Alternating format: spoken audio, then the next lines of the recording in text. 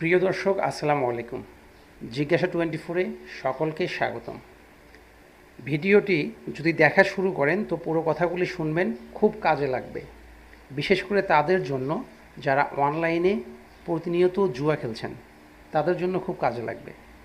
দেখুন, জুয়া খেলে জীবনে কেউ ভালো কিছু করছে বলে আমার মনে হয় না।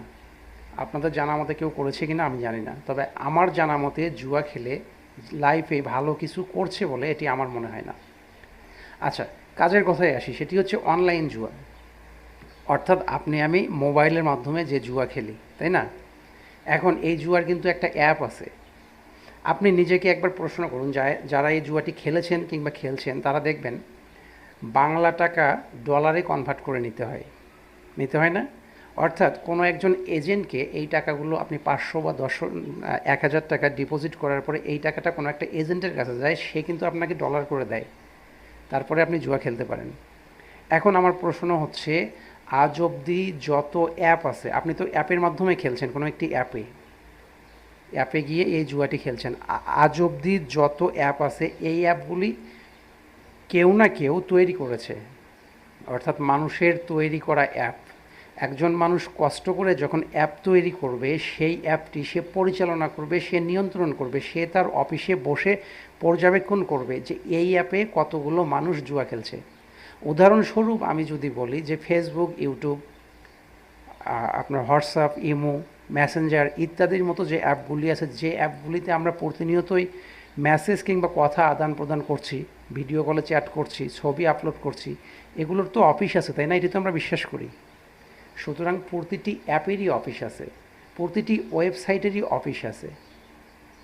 দর্শক, এই কথাগুলি বলে আমি আপনাদের এটা বোঝাতে যাচ্ছি যে আমরা যারা অনলাইনে প্রতিনিয়ত হাজার হাজার টাকা নষ্ট করছি জুয়া খেলে, এগুলো তারা তদারকি করছে, তারা দেখতে পায় আমি টাকা জিতবো কিনা, তারা আমাদেরকে দিবে কিনা, এই অপশনটি তাদের হাতে, আপনার আমার হাতে নেই।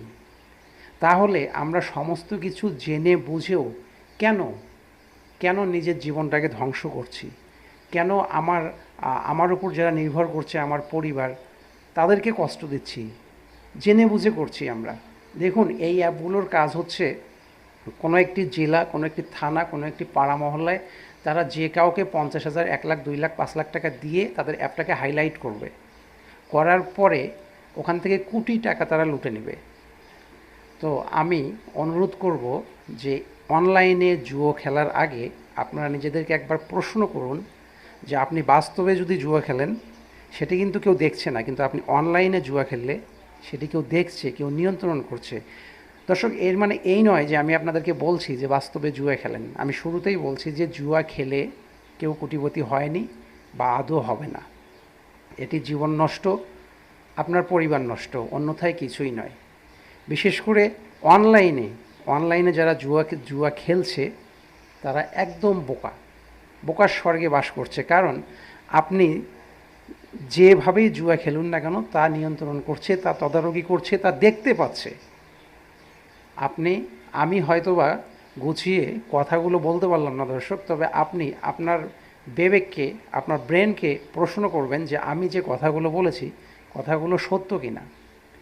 দর্শক, আপনার আশেপাশে থাকা যে সকল মানুষরা আছে তাদেরকে, আপনি যদি সচেতন নাগরিক হন, তাদেরকে একটু বুঝিয়ে বলবেন যে আপনি যে মোবাইলে স্ক্রল করে জুয়া খেলছেন, অনলাইনে যে জুয়া খেলছেন, এগুলো নিয়ন্ত্রণ করছে, এগুলো তদারকি করছে, তাদের অফিস আছে, তারা দেখতে পাচ্ছে, তারা আপনাকে টাকা দিবে কি দিবে না, এটা তাদের হাতে অপশন। আর যে মানুষটি জুয়া খেলছেন, আপনাকে বলবো যে আপনি কোনো একটি এজেন্টের মাধ্যমে ডলার করে নিচ্ছেন। সুতরাং আপনাকে বুঝতে হবে যে আপনি যে জুয়াটা খেলছেন এটা বোকামি ব্যতীত কিছুই নয়। দর্শক, নিজে ভালো থাকুন, আপনার আশেপাশের মানুষকে ভালো রাখুন, এই আশীর্বাদ ব্যক্ত রাখছি। আজকের মতো বিদায় নিচ্ছি। আল্লাহ হাফেজ।